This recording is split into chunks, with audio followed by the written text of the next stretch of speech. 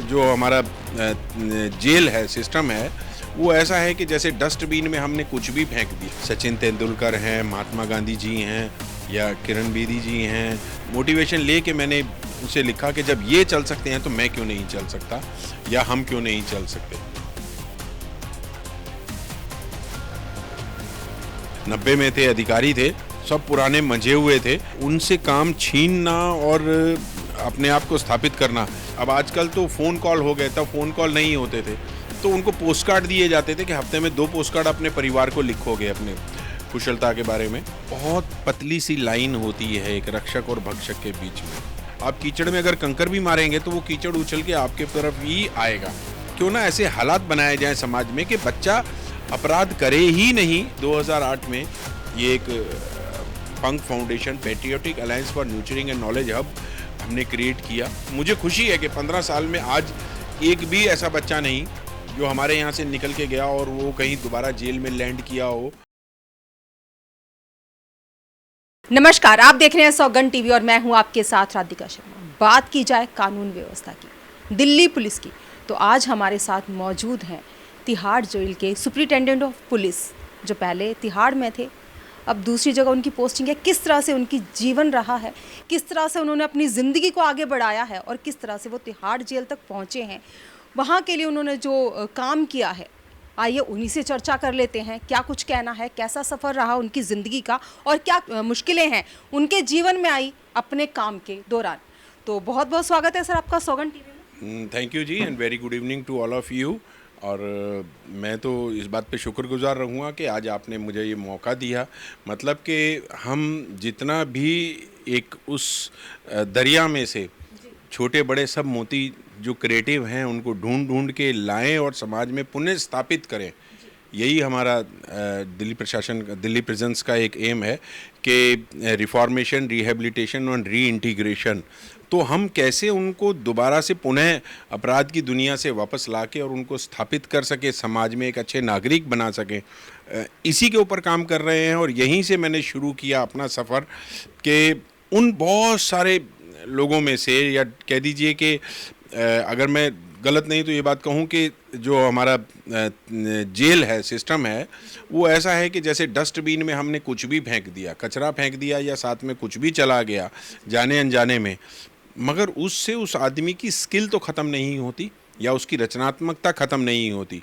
और इसी को लेके मैंने एक मुहिम चलाई, ये किया कि कैसे भी उनकी स्किल को, उनके जो अच्छा है, अच्छाई है उसके अंदर, रचनात्मकता है, उसको उभारा जाए। और यही हमारे प्रशासन का भी एक एम रहा है हमेशा से कि वहाँ रचनात्मकता को की आज़ादी रहती है। उसके ऊपर बाकायदा मैंने एक इशू भी बाद में डेवलप किया कि भाई जहाँ पाबंदियाँ हैं, बिल्कुल बेड़ियाँ हैं या बंदिशें हैं, आपके पास आप बोल नहीं सकते, बाहर जा नहीं सकते, मगर फिर भी आप अपनी रचनात्मकता को उड़ान दे सकते हैं। चाहे पेंटिंग से दीजिए, चाहे कलम से दीजिए, चाहे डांस से दीजिए, और आप दोबारा से वापस समाज में एक अच्छे नागरिक बन के आइए। सर अगर बात की जाए, जिस तरह से जितना मैं आपको जान पाई हूँ अभी तक, आपका जो था एम था, आप राइटर थे, छोटे छोटे स्लोगन लिखते थे, जिस तरह से आपने मैगज़ीन के बारे में बताया, जिस तरह से आपने बताया कि आपको न्यूज़पेपर पढ़ने का और उनकी कटिंग जो है वो संभालने का शौक़ था।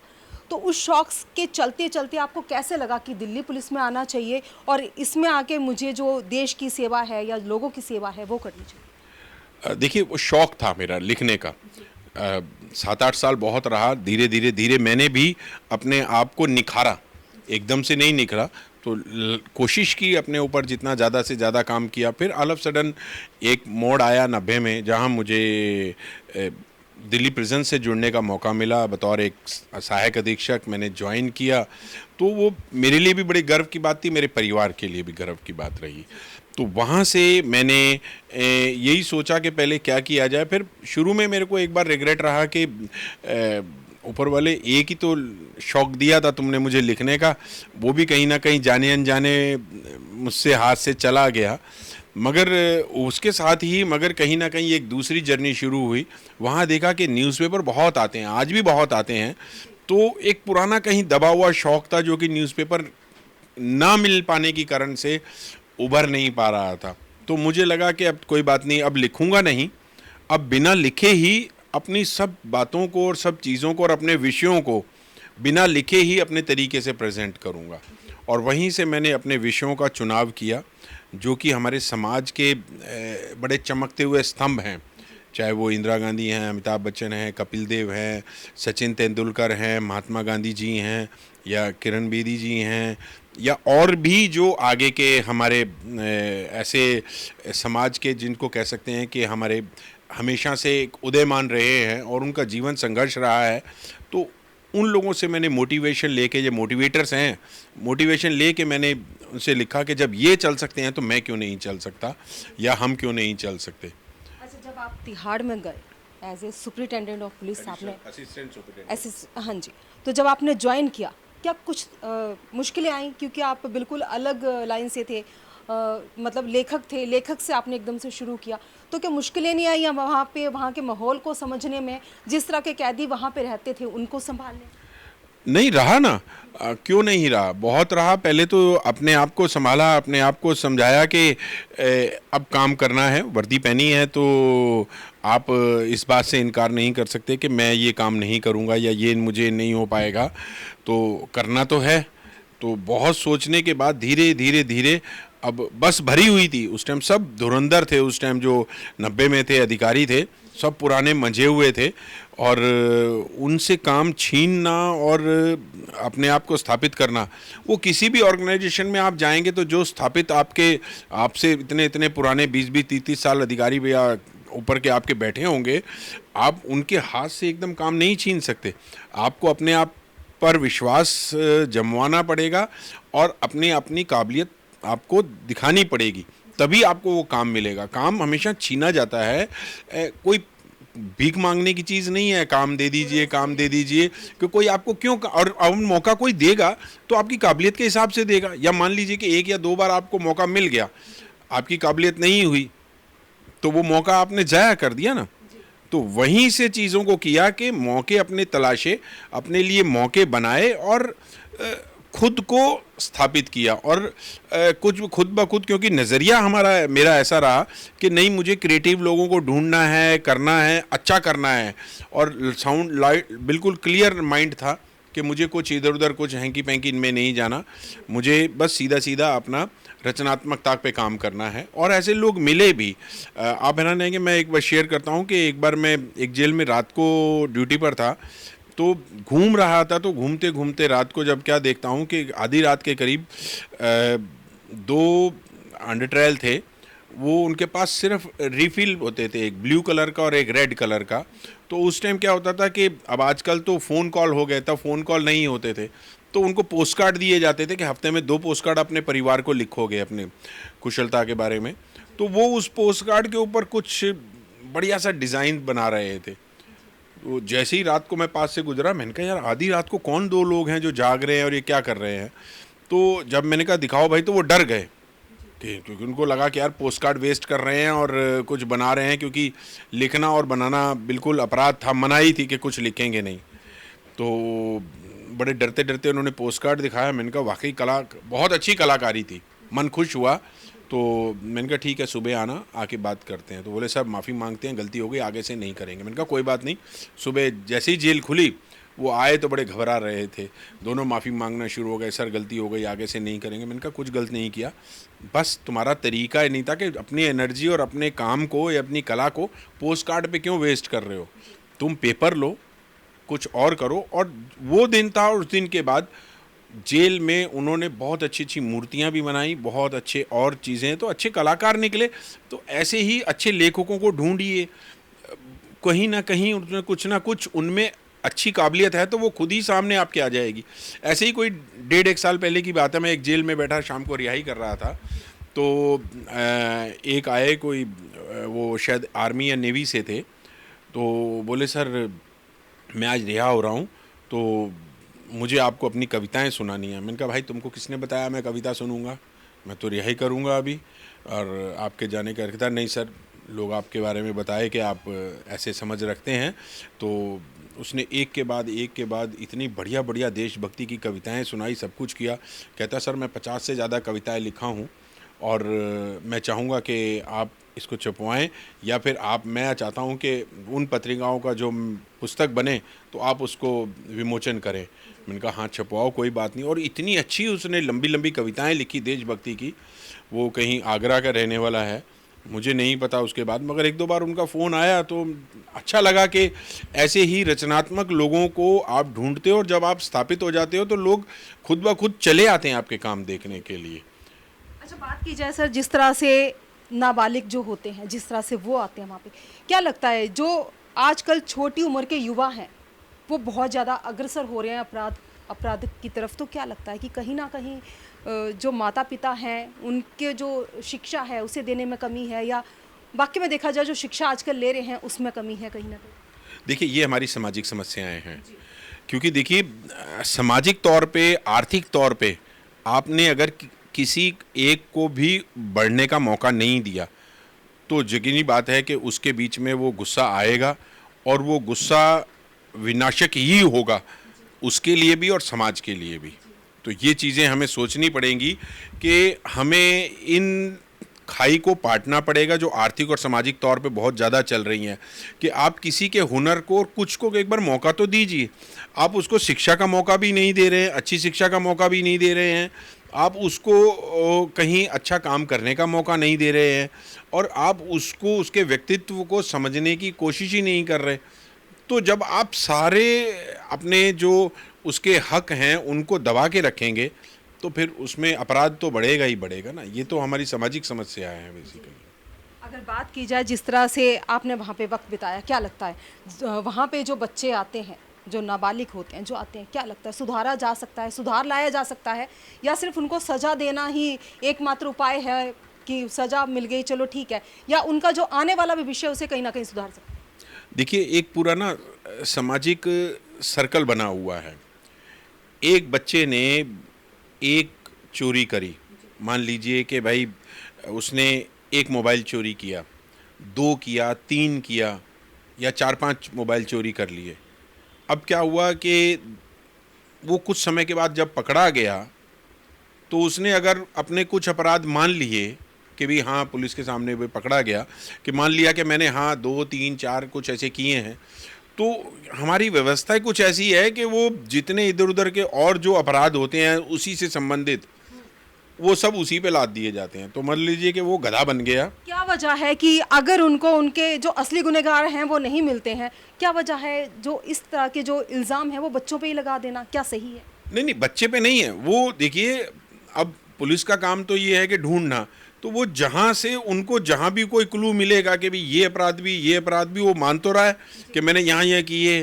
अब उसकी जगह वो उससे ज़्यादा अगर उसके लग जाते हैं तो पुलिस को क्या होता है कि वो दिखाते हैं, लोकल पुलिस, कि भाई देखिए ये तो बहुत बड़ा एक स्नैचर निकला है। अब उसी से एक कड़ी चलती है कि पुलिस ने उसको प्रस्तुत किया एक बहुत बड़े स्नैचर के तौर पे या बड़ा गैंग के तौर पे।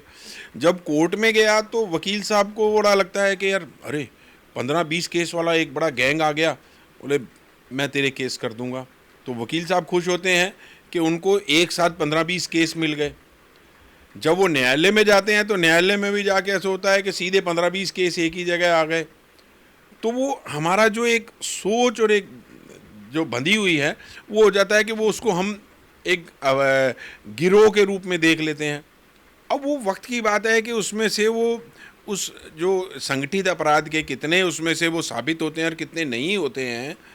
तो इस तरह से वो क्या होता है, जब वो जेल में लैंड करता है तो हो जाता है ये तो सर गैंगस्टर है, ये गैंगस्टर है, या ये मोबाइल स्नैचर है, ये इतना बड़ा गैंग है। तो वहीं से एक नाम बढ़ना शुरू होता है। जब उसको लगता है कि मेरा इतना बड़ा नाम हो गया तो फिर वो आम जीवन तो नहीं जीने पे आएगा ना, क्योंकि वो तो उसको लगेगा कि मैंने ये गुडविल अर्न की। अब ऐसे ही कि इतने साल आपने पत्रकारिता कर ली, उसके बाद आपको ऑल ऑफ सडन 10-15 साल बाद कोई कहे कि जी आ जाओ आप किसी और फील्ड में आप काम करो, तो वो आपके लिए तो जीरो से शुरुआत होगी, क्योंकि जो 15 साल का आपका पीछे का एक तजुर्बा है वो तो इस नए काम से नहीं जुड़ेगा ना। अच्छा सर, साथ साथ में एक बात की जाए, जैसे अभी अभी एक केस निकल के आ रहा है कि 2 साल पहले रिलेशन था जिसकी मतलब इंस्पेक्टर था जिसने अपनी ही सहकर्मी को, जो कांस्टेबल रही है, उसको मार दिया, लेकिन 2 साल के बाद ये गुत्थी सुलझ रही है। इस तरह के आपराधिक मानसिकता वाले लोग अगर पुलिस में ही रहेंगे तो आम जनता के बचाव का या आम जनता की देखभाल का क्या होगा, क्या लगता है? अगर हम जेल में काम कर रहे हैं तो हमें भी उन अपराधियों की रक्षा करने का जिम्मा है, और जो पुलिस में बाहर समाज में है उसका भी रक्षक का ही है। बहुत पतली सी लाइन होती है एक रक्षक और भक्षक के बीच में, ठीक है, बिल्कुल एक हेयर लाइन थ्रू, बाल सी, अब करें या ना करें। तो ये अपराध के दलदल में रहते हुए जाने अनजाने में अगर अपराध होते हैं तो वो समाज के लिए खतरनाक संदेश है। बेसिकली हमें समझना चाहिए कि हमें दलदल में गिरते हुए और गिरने से बचने के लिए, क्योंकि गिरने के बाद तो निकलेंगे तो आप सारे दलदल में हैं। बहुत कम लोग होंगे जो कि दलदल से सफलतापूर्वक निकल ही नहीं सकते। आप कीचड़ में अगर कंकर भी मारेंगे तो वो कीचड़ उछल के आपके तरफ ही आएगा। तो ये हमें एक बार थोड़ा सा इस लाइन को बड़ा ध्यान से देखना है। इस तरह के रक्षक की अगर जैसे आपने बात की, इस तरह के रक्षक ही अगर भक्षक का काम करे, क्या लगता है आम जनता जो है वो विश्वास कर पाएगी इस तरह से पुलिस पे? क्योंकि दिल्ली पुलिस का अगर देखा जाए तो विश्वास तो वैसे भी कई जगह में बोला जाता है कि ट्रस्टेबल नहीं है दिल्ली पुलिस या कुछ भी, पहले भी बहुत सारी चीज़ों में सामने आते हैं। देखिए, हमारा पुलिस से लेना देना नहीं है। हम जेल के जो हैं, हमारा उद्देश्य है कि reformation, rehabilitation and re integration. तो हमारे लिए तो जो आ रहा है उसके ऊपर जो दाग लगा हुआ है उसको वो हटा के पीछे के जीवन को उसको साफ करके उसको एक अच्छा नागरिक बनाना और समाज में पुनः स्थापित करना है। अपराध किया या नहीं किया इसका फैसला न्यायालय करेगा, हुआ या नहीं हुआ इससे हमारा कोई लेना देना नहीं है। मगर अपराधी, संदिग्ध अपराधी जिसे अंडर ट्रायल हम कहेंगे, वो जब तक कारागार में रह रहा है तब तक उसका जो समय है वो एक अच्छे से व्यतीत हो, उसके स्किल का पुनः उत्थान हो, ये हमारा उद्देश्य ज़्यादा रहता है। अच्छा, साथ साथ में जब मेरी आपसे बात हो रही थी तो कहीं ना कहीं आपने ये भी बोला पंख फाउंडेशन। जी। पंख फाउंडेशन आपने छोटे बच्चों की हेल्प के लिए खोला है, तो क्या आप इसके बारे में कुछ बताइए? देखिए, मैंने आपको बताया ना कि जब मैं एडल्ट्स एंड प्रिजनर्स के बीच में मैंने काम किया 3 साल, तो मुझे दिमाग में लगा कि यार एक पूरी स्टडी की मैंने, ऐसे नहीं कि आंख बंद करके कुछ किया, स्टडी किया, पूरा एनालिसिस किया, और उसके बाद देखा कि यार समाज में बच्चा जब दलदल में गिर जाए या कीचड़ में गिर जाए या सड़क पे चलते हुए गड्ढे से एक बच्चा गिर जाए और उसको उठाए, झाड़े पोंछे और सब मदद करने के लिए आ जाते हैं, ओहो आप गिर गए बारिश में फिसल गए, तो उसके बाद पर गिरा, चोट तो उसको लगी ना, एक जो उसके चोट लगी वो तो उसी को सिर्फ पता है, बाकी सब तो सिर्फ सद्भावना दिखाते हैं। तो क्यों ना ऐसे हालात बनाए जाएं समाज में कि बच्चा अपराध करे ही नहीं, और हम बच्चों को अपराधी बनने से रोकने के लिए सबसे अच्छा है कि हम उनको छुटपन से ही, बचपन से ही एक छोटे पौधे को लें और उसको इस तरह से एक डिज़ाइन करें कि वो बड़ा होके एक अच्छा सीधा हेल्दी पेड़ बने, ना कि टेढ़ा पेड़ बने। क्योंकि टेढ़ा पेड़ हो जाएगा तो उसको रस्सी से बांधो या किसी भी चीज़ से करो, वो फिर एक मुश्किल काम हो जाता है। तो उस समय प्रशासन के पास और एनजीओज़ के पास ऐसे कोई काम नहीं थे, तो मुझे ये दिमाग में आया, तो इसीलिए मैंने 2008 में ये एक Pankh foundation, patriotic alliance for nurturing and knowledge hub हमने क्रिएट किया। और खुशी है कि आज जब 15 साल हो गए, आज यंगस्टर्स इसको चला रहे हैं, और मैं उतना एक्टिव नहीं हूँ, मगर जो एक पौधा लगाया वो आज अच्छा सा बड़ा हो गया है। और समाज में आज भी हमारे पास नीचे पार्किंग एरिया में 20 से 25 बच्चे, कई बार ज़्यादा भी हो जाते हैं, माँ बाप खुद लेके चल के आते हैं, और वो खुशी खुशी अपने बच्चों को, हम वहाँ उनको संस्कार दे रहे हैं, वंदे मातरम अपने भारतीय संस्कृति से और दूसरी चीज़ों से उनको जोड़ रहे हैं कि वो बेसिक चीज़ें समझ अपना करें, और उनके अंदर भी उनकी रचनात्मकता और उनके स्किल का एक विकास हो। किसी बच्चे को डांस करने का या कलर करने का या कुछ और भी है, तो इस तरह की उनको रचनात्मकताएं उनके अंदर डाली जा रही हैं, सो दैट वो, और मुझे खुशी है कि 15 साल में आज एक भी ऐसा बच्चा नहीं जो हमारे यहाँ से निकल के गया और वो कहीं दोबारा जेल में लैंड किया हो और वो आए। तो कम से ही, मगर हमने एक अच्छी अपनी तरफ से प्रयास कर रखा है कि बच्चों को अपराध बनने से पहले ही हमने उनको समाज में एक अच्छा नागरिक बनाना है। तो तो जिस तरह से बोला जाता है, अगर किसी चीज़ में बदलाव करना चाहते हो, सुधार करना चाहते हो, तो शुरुआत खुद से की जाए। ये थे हमारे साथ अजय भाटिया जी, जो कि पहले तिहाड़ जेल में थे, अब भी कहीं और मंडोली में उनकी शिफ्टिंग है, वहाँ से काम कर रहे हैं। साथ साथ में अपना जो है पंख फाउंडेशन चला रहे हैं, जिससे छोटे बच्चे जो हैं नहीं पढ़ सकते हैं, जिनके माता पिता उनको पढ़ाने में सक्षम नहीं है, कहीं ना कहीं समाज के उस उद्धार की तरफ भी उनका अग्रसर है। जो कदम उन्होंने उठाए हैं, वाकई में देखा जाए तो सराहनीय है। इस खबर में फिलहाल इतना ही। ऐसी और खबरों के लिए जुड़े रहिए हमारे साथ, देखते रहिए सौगंध टीवी। कैमरामैन सचिन के साथ राधिका शर्मा। आप देख रहे हैं सौगंध टीवी, सौगंध वतन की।